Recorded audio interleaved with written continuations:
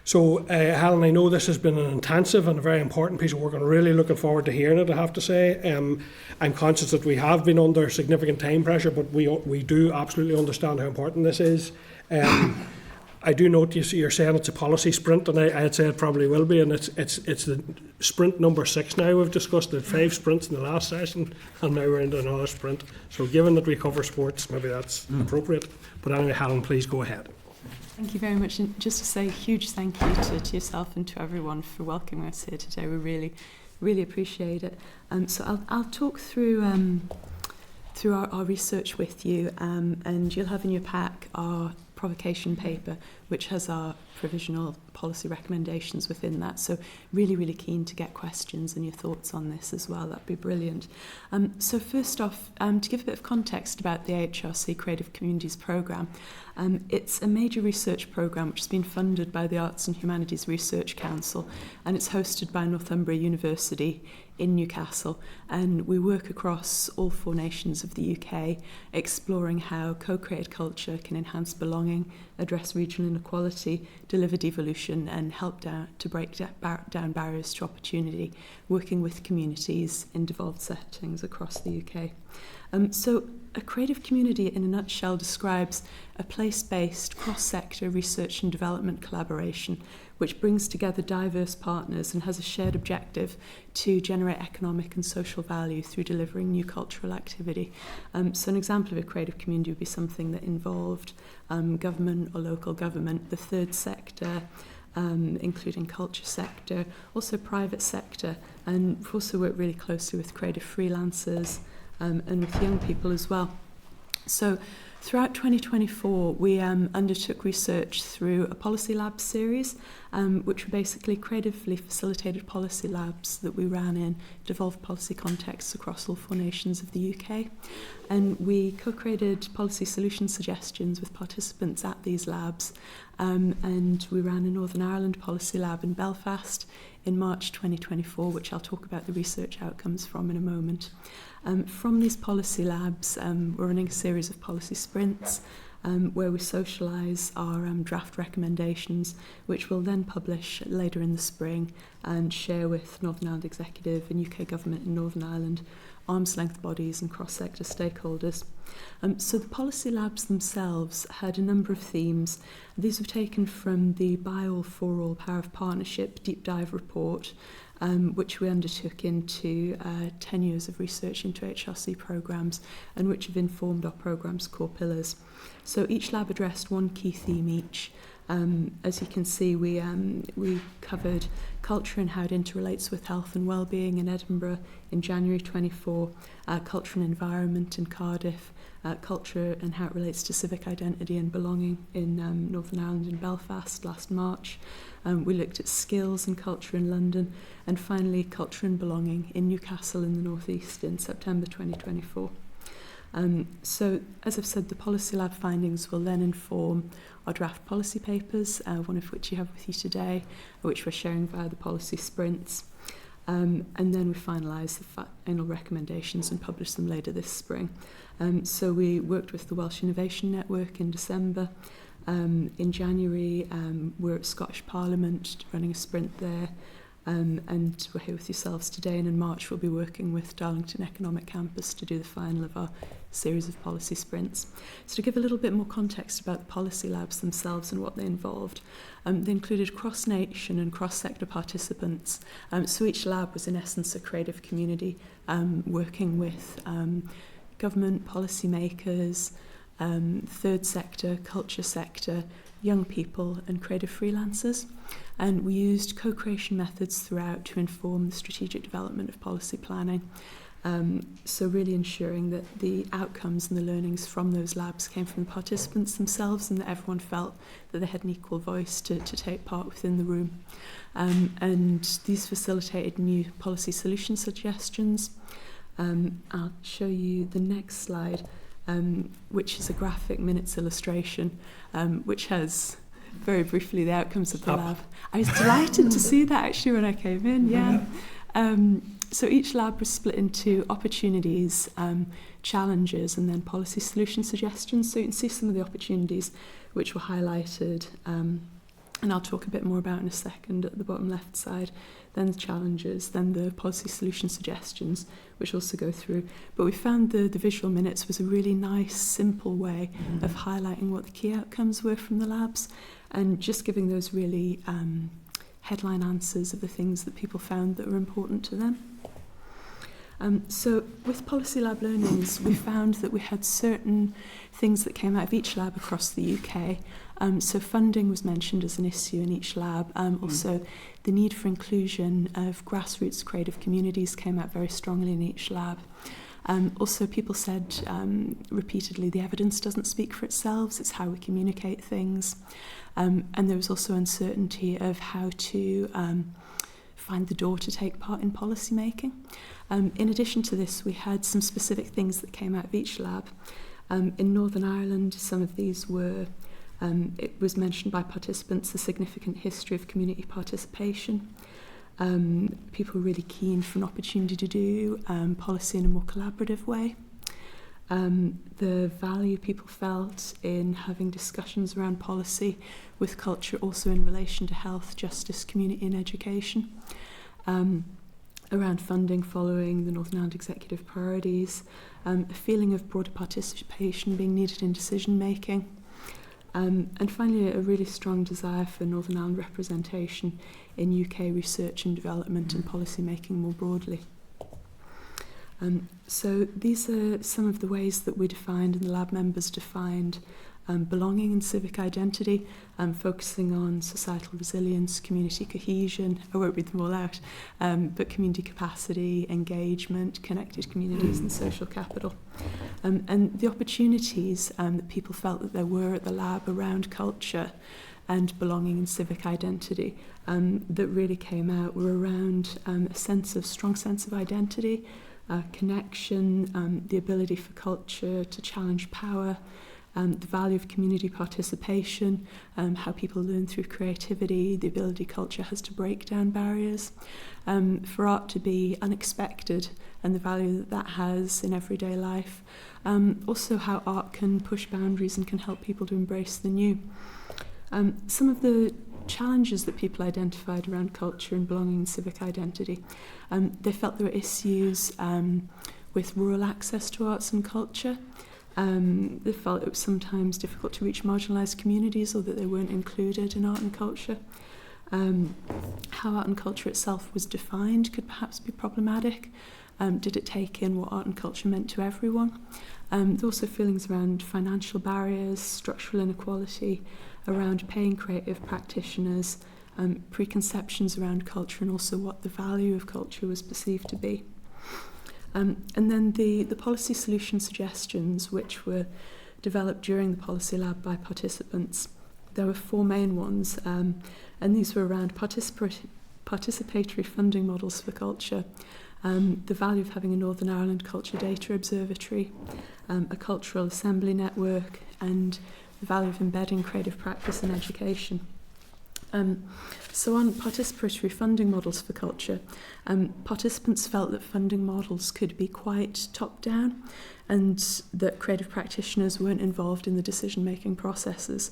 And there was a real desire to see cross-sector, community-led decision-making on devolved culture funding to make priorities and parameters more representative and relevant. They were really keen to see engagement embedded from the inception, to identify and inform areas of growth and opportunity, and also to see how more equitable and resilient relationships between the creative sector and policymakers could be formed. The second policy solution suggestion was around a Northern Ireland Data Observatory, and a desire for an open access cultural data evidence base which could unite national data with live cultural sector data, which could create a real-time tool for informing devolved cultural policy making, and also generate a Northern Ireland evidence base that was accessible to everyone, and then better inform devolved funding and strategy, as well as giving cultural institutions themselves a resource so that they could more fully understand the landscape of data around culture within Northern Ireland. The third solution suggestion was for a cultural assembly network. So People's Policy Assembly Network, for participants said, for really co-designing cultural policy. And there's a really strong desire to develop culture policy from the ground up, involving local communities to ensure long-term community engagement in cultural policy making. And participants felt that strong solutions could be found from participatory approaches, and by recognising that innovation can also come from outside the system. And there's a desire to host assemblies in local settings so that it could be a really accessible cultural assembly network. And the final policy solution suggestion that participants created was to embed creative practice in education. And that was the desire to prioritise creative practice in education and cultural policy making through various measures, through measuring success, adequate funding, reducing barriers to participation, raising awareness, ensuring there are opportunities in rural areas, having accessible cultural spaces, and engaging with key stakeholders. And they felt that proposals for creative practice within education could be tested with groups of young people as the voices of future creativity. And they're also keen to empower communities by embedding creativity as a default, and to centralise creative practice in methods and in a co-creation approach. So those are the outcomes that came out of the policy labs I've discussed. The next steps for the programme is later in the spring when we launch the final policy recommendation papers.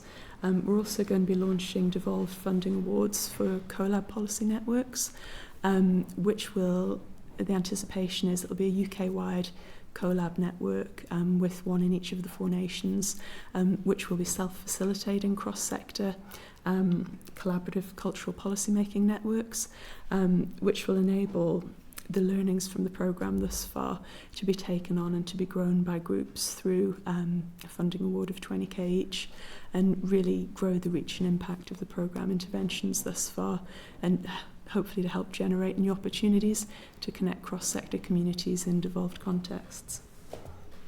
So, thank you. Thank you, Helen, and that's and I appreciate you rattling through it. It did no service to the value and the quality of the work and it's really interesting to me the way it has dovetailed with the work that we have engaged in ourselves, and we have done our own capturing of the information. I think those concepts around social capital, which you've mentioned, and social value, and indeed even social license in another degree, but I think we probably don't recognise fully enough any of the value, but I think we overlook the hard-nosed economic value that a lot of this brings, and I think that's what leads to sometimes it being seen as maybe low-hanging fruit in relation to that. I actually also think one of the words that popped into my mind that I didn't see there, I saw breaking down barriers, but actually reconciliation. Art and culture can, in our own particular context here, can play a massive role in terms of within the north across the island, and we are hopefully looking at a situation we touched upon earlier where Flackyole and the Heron will potentially be coming to Belfast. I suppose one of my questions, I want to get to all the members as quickly as I can, given the all-island nature of the arts sector, and I see that you have made some reference to the Shared Island Fund, how do you think this work could link in across the island to ensure that particularly along that border corridor, and I represent Fermanagh South Tyrone along that border corridor, and I'm involved in the arts, how can we embed that good practice on a cross-border basis? I think it's a really interesting question. I mean, it's once we've finalised the report recommendations, it'll be shared with UK government, it'll be shared with Northern Ireland Executive, it'll be shared with other devolved administrations. So it's then for them to really look at and take forward and see how they can adapt the recommendations that have come from the labs. But just to say, at the Northern Ireland Policy Lab we ran, we did have representatives from Arts Council Northern Ireland and from Creative Ireland in the room. So it was already informed by that thinking, the recommendations themselves. Okay, thank you. So Sian, and then I have Brian. Yeah, thank you so much. This was really, really interesting, and I think that particularly the recommendations that you've set out there, the first one for me is all the way through. It's about co-design, and that's definitely the feedback that we have heard from the sector over the last couple of weeks, and what I've been hearing for quite a long time. We have obviously a strategy document, the Investing in Creative Delivery, that was launched last July. Nothing has been done with it, and then we have new policies being rolled out before the start of the summer, without co-design at the heart of them. So I guess for me, what recommendations will be in there, I suppose, for the Department for Communities, who are obviously the lead partner on that. And I suppose then the other is, what do you see are the biggest gaps in that cultural data collection that we have? You know, the Arts Council is obviously our biggest funder, collects a lot of data, but it's how it's used, I guess, to inform policy then on the back of that is where the challenge is. Yeah. So I think recommendations around co-design in our Creative Communities programme, co-design's fundamentally underpinned everything that we've done. We think it's a really, really valuable method because it ensures that the policy recommendations which we've created from the policy labs, we know that everyone who's taken part in those labs has had an equal voice, and the feedback that we've heard from the Northern Ireland lab and from the other labs that we've run across the UK is that a feeling of a top-down approach which doesn't always involve local communities and which doesn't always involve the culture sector. So I think the importance of a co-design, co-creation approach is in people feeling involved, not at the very end of the process, but throughout, so that they feel it's more meaningful and more relevant to them in shaping what things look like in those end outputs. Thank you, Helen. And the last question, Chair, if that's okay, is really just around, I suppose, being able in Northern Ireland, the arts sector, being able to tap in. You've highlighted the I suppose a bit of a gap there between GB research, GB kind of obviously it's different funding systems, different departmental oversight. Do you, through this research, see any way that Northern Ireland and its arts sector could tap into potential funding streams, or I suppose a greater alignment with the government priorities for GB, as well as I suppose the shared island context as well? Is that an opportunity that you see for our art sector? I think within the policy solution suggestion that we've highlighted for the Northern Ireland Cultural Data Observatory, definitely we've suggested Department for Communities, Northern Ireland Executive, working alongside DCMS so that they can use data from Northern Ireland but also data from across the UK more broadly, so that it would enable greater comparisons within that, which I think would be really valuable. As to opportunities for funding, I mean, our programme's one really good example of that. So we make devolved funding awards. We've got one, as I've said, that's upcoming for the collabs, which will be to fund one policy network in Northern Ireland, one in Scotland, one in Ireland, one within the mayoral combined authorities within England. So that's an opportunity. And one of the other work streams on our programme that we do is that we have community innovation practitioners who work, again, across devolved settings across the UK. And we had two who were working in Northern Ireland in the 2023 to 2024 period. And that was a funding award for researchers and their research to be embedded in creative communities. And we're running the second round of those awards is live at the moment for funding. Thank you. Okay, Brian, please succinct as you can, Brian. Look, thank you, Helen, for the presentation. I'm struggling to make sense of it all, but I will keep. I hadn't read this all in advance, so I'm trying to understand what the outcome from all of this would be. You talk about 4 new networks.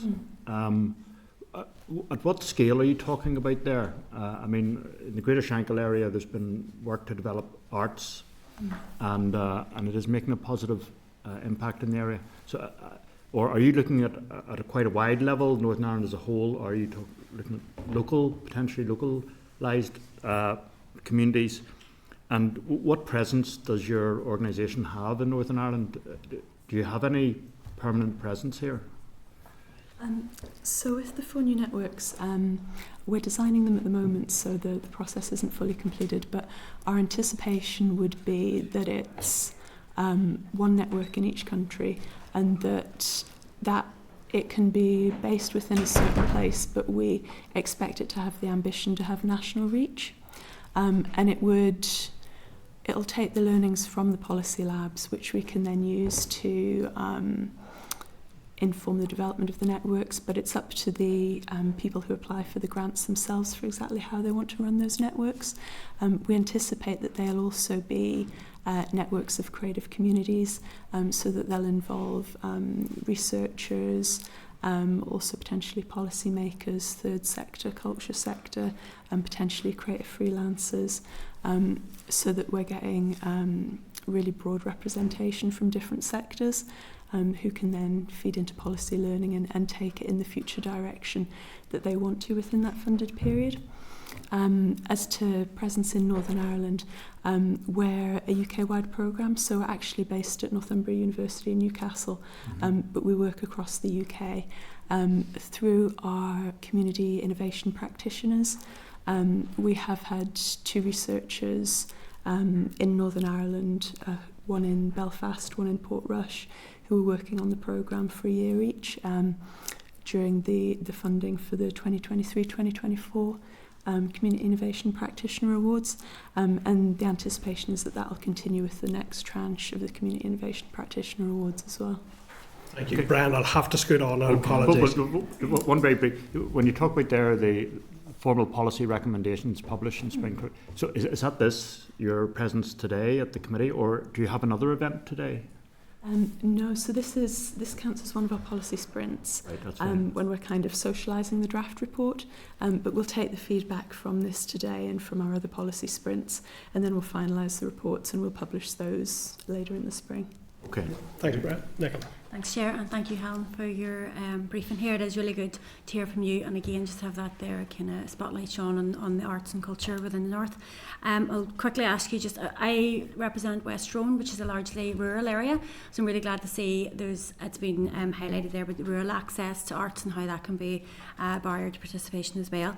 So just wonder if you've come across any kind of strategies or approaches from other areas that have enabled rural access to the arts. The feedback that we've had from this lab and that we've had from the other labs that we've run has been kind of that you need to go to where people are. So issues with a lack of spaces for communities to meet in, issues with transport, making attending meetings and things inaccessible. So what's really been highlighted to us would be the necessity of having venues within local areas where people can take part in initiatives. For example, the People's Cultural Policy Making Assembly that we highlight as one of the policy solution suggestions. They would need to take part in local communities in some manner or fashion so that people could access those. And it was actually something that was also highlighted to us in our Wales Policy Lab, where we had a very similar outcome, and people saying, people need community spaces where they are to enable them to take part meaningfully in initiatives. Well, that's the kind of thing you can maybe tie in with local councils as well and use their facilities and that. Yeah, that's very helpful. Thank you, Helen. Thank you, Chair. Thank you. Listen, Helen, thank you very much. Really, really useful, really interesting update, and we look forward to your final report. But it is an area that we are keen to see progress, and I think that issue about how to find the door is such a glaringly obvious one that we need to be open at. In fact, we should be hammering the door of the arts sector down for the benefits they bring. But thank you for that today. Thank you. Just before you go on, thank you very much for the work you took on board in Portrush and give the skateboard community a voice. Thank you. Thank you. Clay Morris. Good man. Thanks, Hal. All the best and good luck. More. Okay, members, moving then on to agenda item 11 is the Arts Council NI briefing. So a copy of the briefing paper is contained in your packet, page 1093, and I welcome the following officials to our meeting.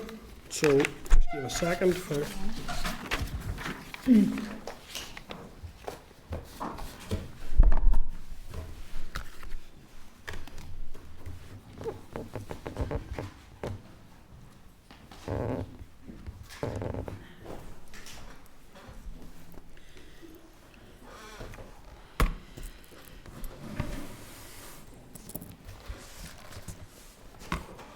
Okay, members, so we'd now like to welcome to our meeting this morning Roisin McDonough, who is Chief Executive, and we have Javier Stanziola, who's Director of Strategic Development and Partnerships, and also Gilly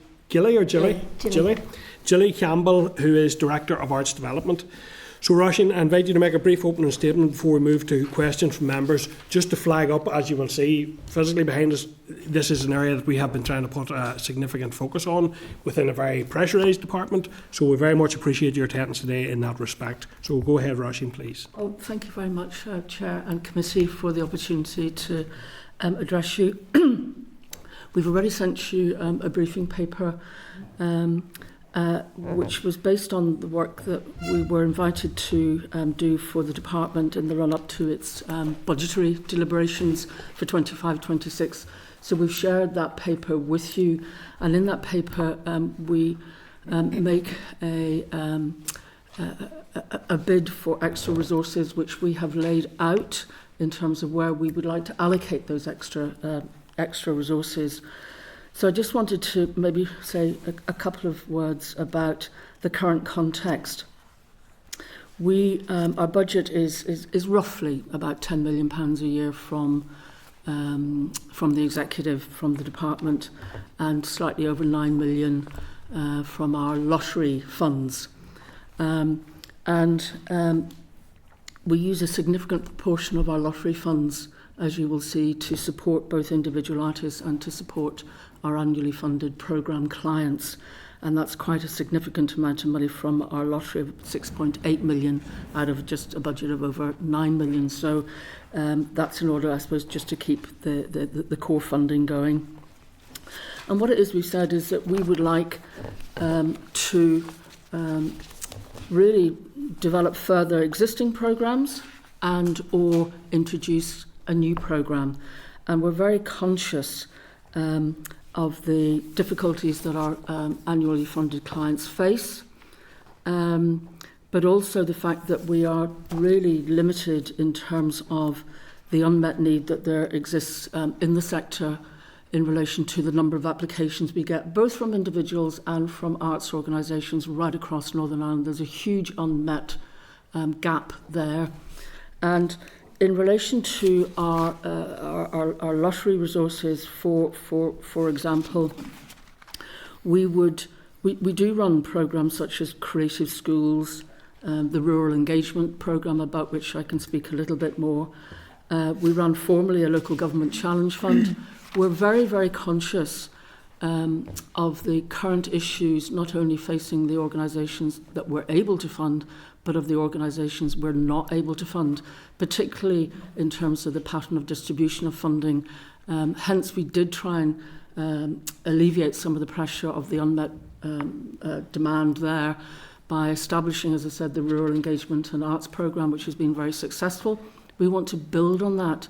We're working in schools through the Creative Schools programme, but presently that is only a cohort of 11 or 12 schools. We want to extend the reach of that because we believe passionately that young people's access to arts and culture, both in the school and out of the school, is vitally important in terms of the pathway for their development. And we believe this complements, for example, the new RAISE programme that the Department for Education is introducing, and we've had some early engagement with officials in relation to the complementarity of that programme. We're also very conscious that we would like to increase our musical instruments awards, and so we've laid that out in the paper. I'm not going to go through it in any detail, Chair. And what I would say is another couple of observations. We wrote recently to committee outlining the living and working conditions of our individual artists in Northern Ireland. And I think that tells a salutary tale in and of itself about the relative poverty in which they find themselves as they struggle to make ends meet from their artistic endeavours, and many have to take several jobs in order to, pay the routine household bills that everybody faces. So we're very concerned about the plight of those artists and the hemorrhaging of talent, I would say, from our part of the world, which, as we know, has, fantastic kind of creativity. Of course, we're very conscious of the macro economic and fiscal climate that the executive faces into, and to that extent, we believe that we our arts and creative organisations do make a contribution, as do other sectors, to the overall programme for government objectives and indeed to the department's own objectives. So we're not necessarily pleading a special case, but we're saying we too make a contribution that is valid and that needs to be recognised. And when we speak to many of our artists, I mean, I'm sure this came up at the last meeting with the APG and the Communities Committee, how people feel not valued sufficiently and not recognised as, you know, prosecuting a professional discipline. They are professional people who are trained to the highest level, but yet receive the least wages in part. I think just a couple of points. In the paper you will see that we have referenced ourselves as an organisation. I just wanted to, you know, pay tribute to the staff who work in the Arts Council, who work incredibly hard. We have lost 11 staff over a number of years, and we're a very small organisation with 47 members of staff. And we are, however, having to deal with a 137% increase in funding applications to us. So that puts an enormous strain, and it really hampers the amount of engagement that we would wish that we could have in going out and about across Northern Ireland, encouraging applications from various organisations in local areas.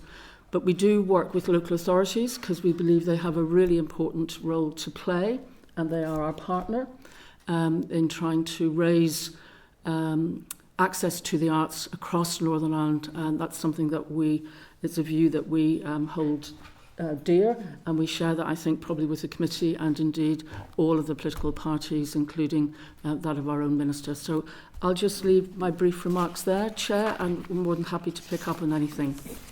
Thank you. Yeah, and we are concerned around the report, and it indeed was part of the reason why we wanted to do a further engagement. That did signal alarm bells for us, I have to say, and also the issue, and I know Sean has dealt with this in the APG as well, around losing so much of that talent, who are actually, even as we speak, exceeding our scale in terms of size on the world stage in terms of what we create. And that's a huge value, not only socially and not only in community terms, but also in economic terms. I mean, so much of our unique selling point is around the fact that we are an island of storytellers, of artists, of creative people.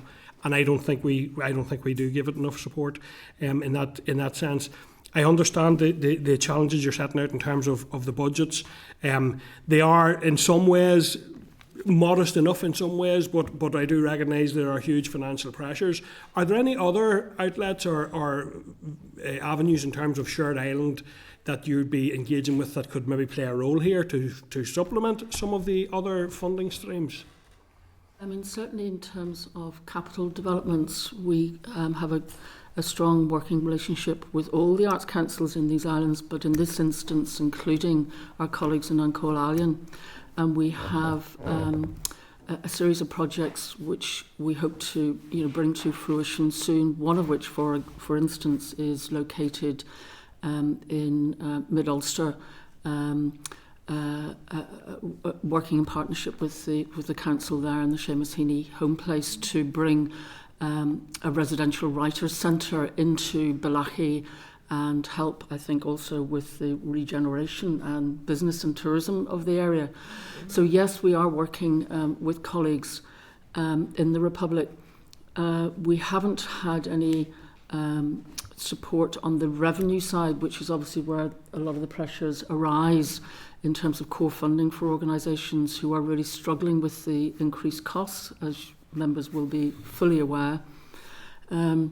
It's there that, it's keeping the lights on, the staff employed, the kind of bread and butter. Important as capital development is, it obviously has a consequent revenue tail associated with it.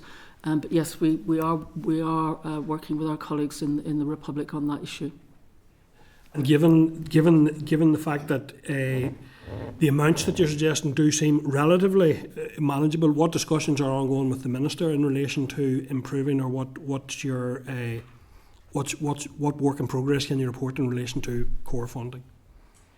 Well, we have had several meetings with the Minister, and we've had representatives from the arts sector there. I think they have been certainly productive. The Minister was able to get us £500,000 in the monitoring rounds last year, which, you know, for which we were very grateful. And as we all know, monitoring round monies are that bit more difficult to spend in year, but nonetheless, it was manna from heaven in many ways. So we have been talking to the Minister about our needs, and as I said, that's the context that we put our ask into the department, is contained in this paper.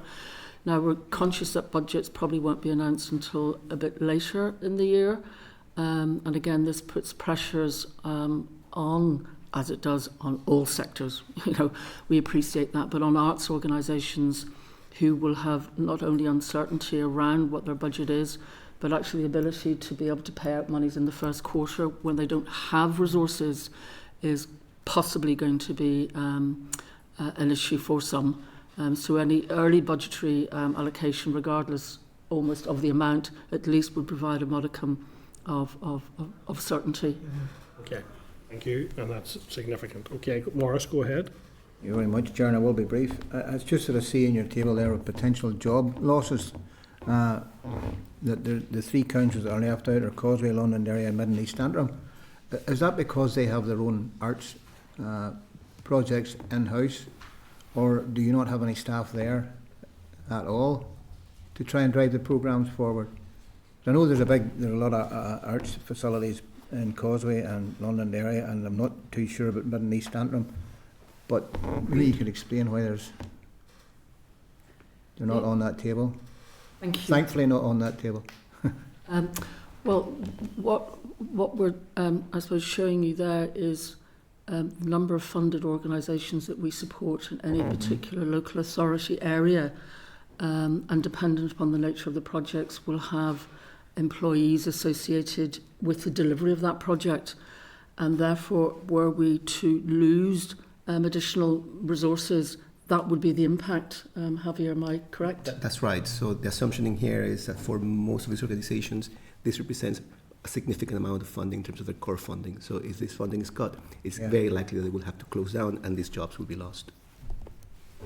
That answers it. Thank you very much. Thank you, Morris. Thank you. Thank you. Go ahead, Sean. Myself, I will try my best to just stay as brief as I can. I just thank you so much. This report is really, really useful. I think it's the most information that we've had, really, I suppose, about the challenges and opportunities as well that are faced by the Arts Council. Relieved to see that 70% in that general population survey believe that public investment should be made to the sector. I think a lot of people don't realise that 1.2 billion that's generated into the economy for this hobby, or the fun thing to do. I have three main questions, I suppose, is really just around your arm's length status and what does that look like in practice. So there's obviously a tension there between the sector needing an advocate, a really strong advocate, someone really pushing for the sector, pushing against cuts, but also then obviously being an arm's length. And does that in any way inhibit, I suppose, the work that the Arts Council does, and are there any recommendations about how that can be done better?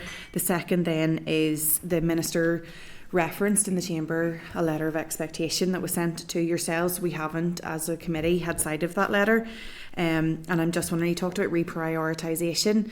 It would be really good if you could, I suppose, give us a bit of an idea of the impact of any reprioritisation at this later stage, and to put on note that it is a disgrace that arts organisations have to wait until the start of July for that first quarter, I suppose, for any commitment, especially when they already have depleted reserves.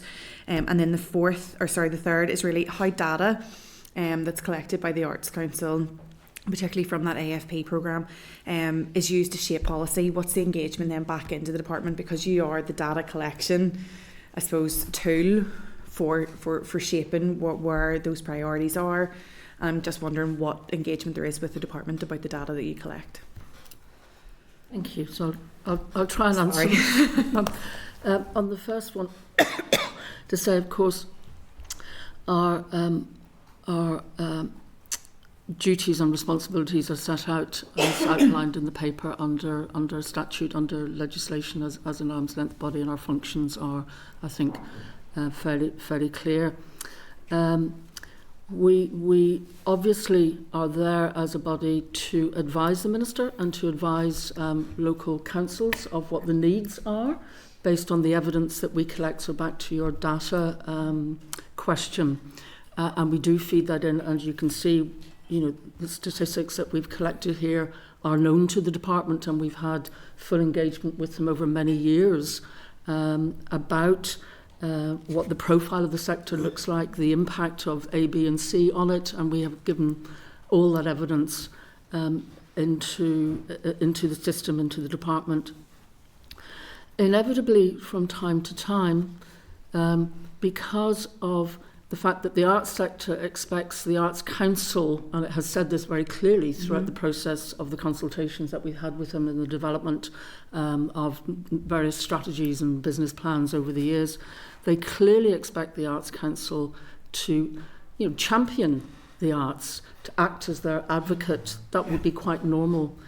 And as an arm's length body, we obviously have to manage the inherent tensions that there can be in sets of relationships over a period of time between the department, between the arts sector, who maybe at times is, because they're so passionate, they get carried away in terms of, wanting A, B and C, and we recognise that within a finite budget, we can't always deliver what it is that they want. Nonetheless, I would say that that's part of the role of an arm's length body, and our chair and our board would be the people who would try and manage as productively as we can those sets of relationships, which may well have different expectations. That's normal in any healthy, functioning democracy, I would say. That's our job to do that. In terms of the letter of expectation, yes, we have received that. Yes, the board met to discuss it. And the board has written to the Minister and the department seeking clarity on it and asking to meet. So that's where we are on that one.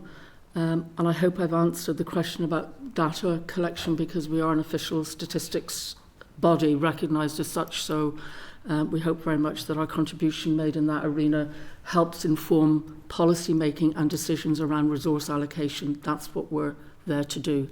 In terms of the new policy that's going to be rolled out, has there been much engagement with the department over that? Yes, the department have, as I understand it, will be coming to the committee, I think imminently, to talk about the policy development for the arts that they are currently in the making of. And we have had discussions with them. I would say that we will continue to be informed. The department has said that they will continue to inform us in their policy making process, and we look forward to that continuing engagement. Thank you. Thank you very much. And Brian.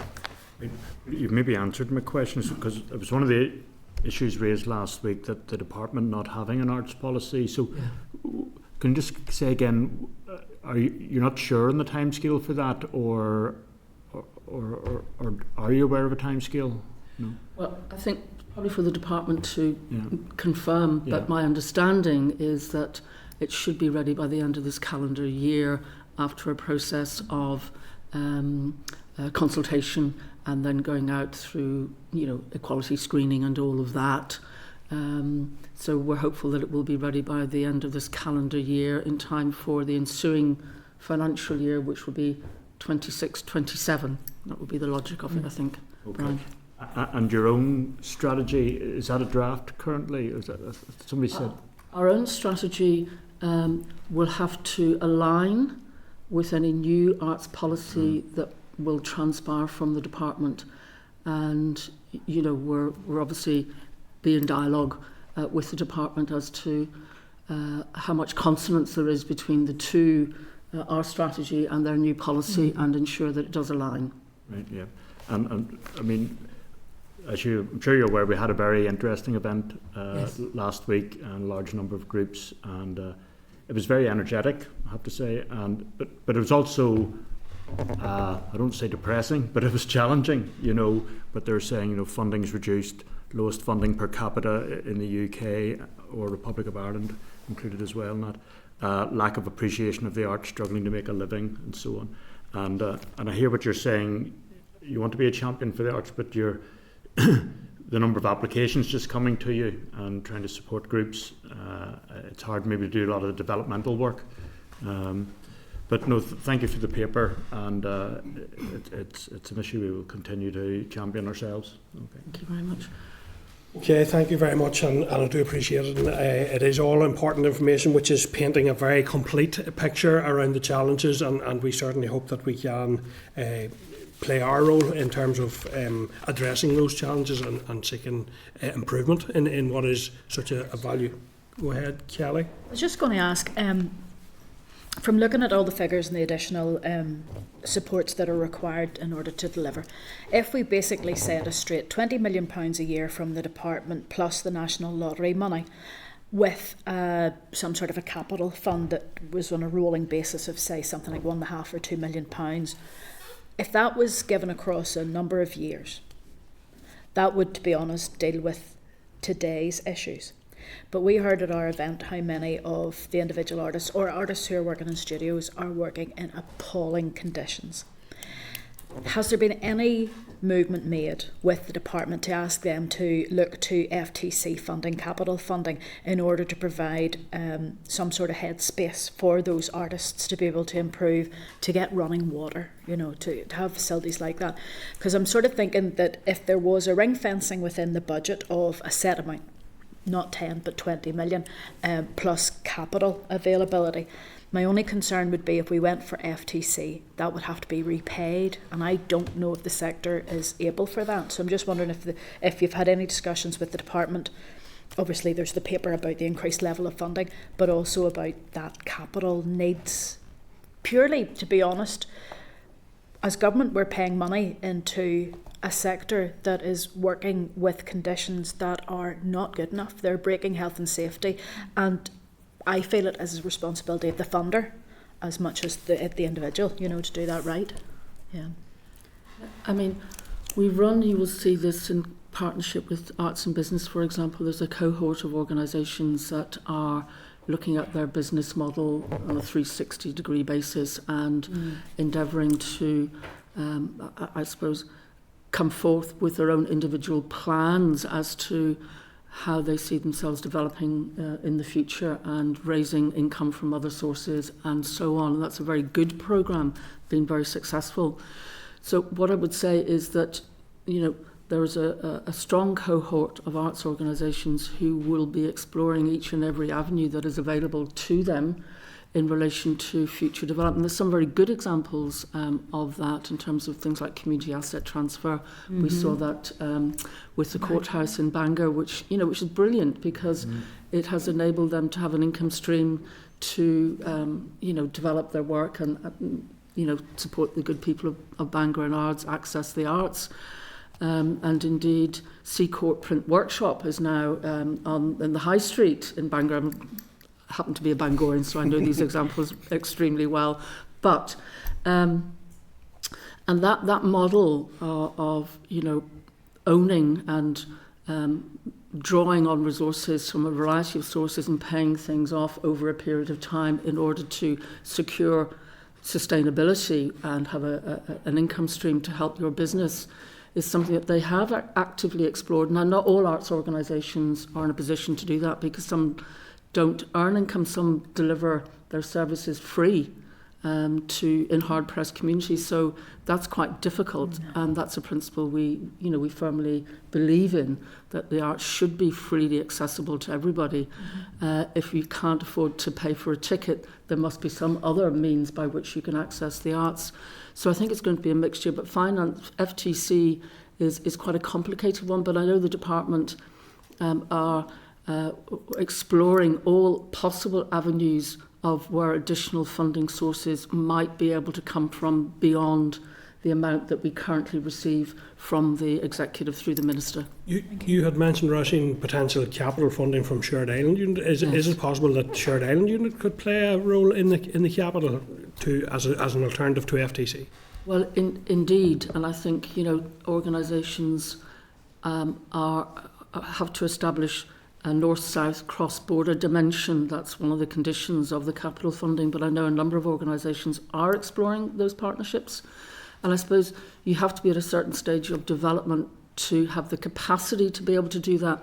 And we're acutely conscious that many organisations don't have that capacity. They're small grassroots, tiny little organisations struggling to deliver and delivering well in their local communities who wouldn't be in a position to avail of that sort of fund. Yeah. Okay. Well, listen, thank you very much. Very greatly appreciate your presentation and your evidence here this morning, and it does feed into the work we're doing. Just say one thing, because I wouldn't want to mislead anybody, but just to say, when I talked about last year, the letters of offer, which are the legal letters of offer we send out to arts organisations, we couldn't issue until the 1st of July.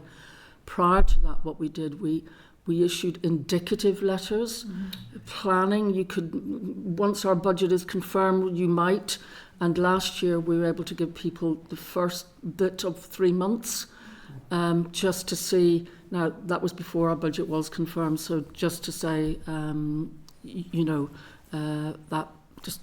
just to make as that early point. as possible, basically. So yes, remains a problem, but you're trying your but best. we'll try. to do it. Yes, indeed. Thank you very much. Okay, really appreciate that. Thank you all. Thank thanks, you. Gilly. Thanks, Javier, and thanks, Roisin, and thanks, Helen, for staying on. I know is that as well. So, thanks for that. Yeah, can I just ask, is it possible for us as a committee to ask for a copy of the letter of expectations that was sent, just because it was talked about so much at our events last week with the APG and I think that'd be really useful for the committee to see from the department if possible. The letter of expectation that was sent from the minister to the, I believe it was the chair and the board of the Arts Council. It has just caused an awful lot of I suppose just a lot of worry within the sector because it hasn't been released publicly. So I'm just wondering if that's something the committee can request. Committee content? Yeah. The other thing that just occurred to me is to ask the department what work's ongoing to try to address that sort of systemic, difficulty to try to do the funding in a way that gap doesn't recur year after year. So I think if members are content, we'll ask the department if there's a way for them to look at that. It was just in preparation for our meeting with the representatives. Any other actions? Members are content with that so far? Okay, thank you then, members. Moving on to agenda item 12, forward work programme. A copy there at page 1112. Do members have any comments, or are they content to note the forward work programme? Content, thank you. Item 13, any other business? Members, any other business they wish to raise? Kelly? Just say this Monday, I'm actually not able to attend the sign language event here because I'm going to Queen's. I think it's being held for the Civic Initiative report launch. If I can get any copies, I'll bring them back in advance and give them to the clerks. But I know we have our presentation later on in March. And just to remind everybody, NIFA will be up in the private dining room with lunch for anybody who wants that update. Yep, thank you. Thanks, Kelly. Okay. So when is that on Monday? No. NIFA is 1 o'clock. The housing associations. Right. Okay. Is NIFA 1 or 2? One. One. Yes. Over lunchtime. Yes. One. Yeah. Okay. Okay. Thank you, members. So moving on then to agenda item 14, date, time, and location of next meeting. Sorry. Yes. Yeah.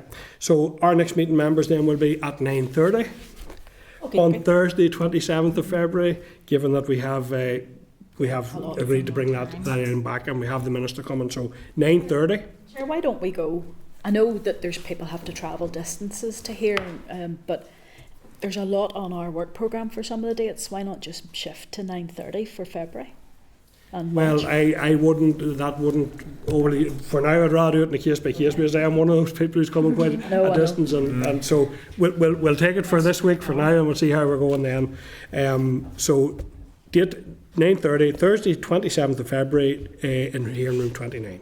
Okay. Thank you, members. People loving me. Minutes to spare if we want to get somebody back. Committee Room 29, Sound.